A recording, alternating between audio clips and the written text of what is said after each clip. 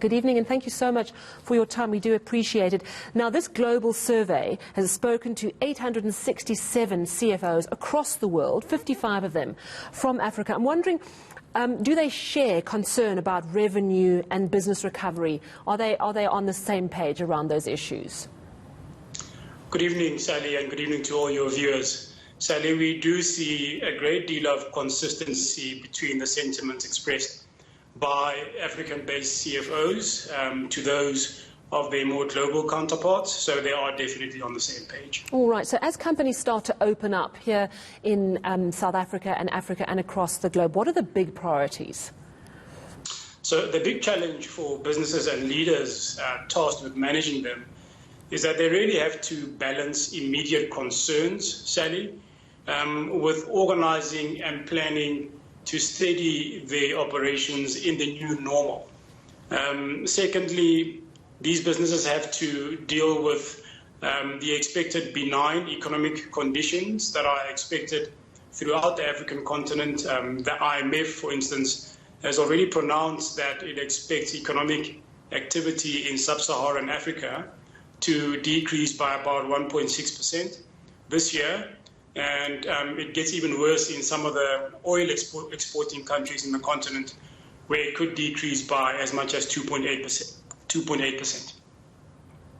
So let's look at plans to protect employees, because protecting a company's future is vitally important, but keeping staff is also important. I'm wondering if there's a difference in approach with the CFOs in Africa compared to CFOs around the world on how to save jobs and save livelihoods.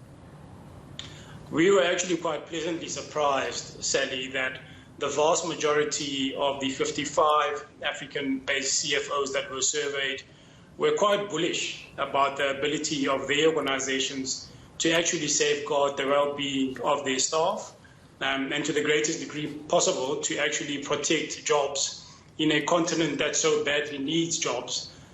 So really heartening to see most CFOs are positive for now about the ability to withstand the storm and actually protect their people. It's quite interesting because we also know that there's a lot of talk about this virus being an opportunity to change the way things work. I noted that African CFOs are more concerned about the ability of staff to work from home, and I would imagine that's due to infrastructure challenges. But they are keen to make it more of a long-term solution. Do you think that this is going to see quite a few changes in the workplace in African companies?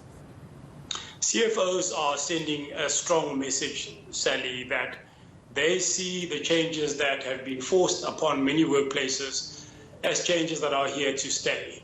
Although some of them, up to about 45%, do worry about the drop-off in productivity by virtue of people working remotely, working from home. Well in excess of 60% of those CFOs think that working remotely is a reality that is here to stay, and that they're actually prepared to make the necessary investments to enable more people from working remotely. Thank you very much for your insights. Really appreciate your time. That's Dion Shango of PwC South Africa on their latest Pulse Resort.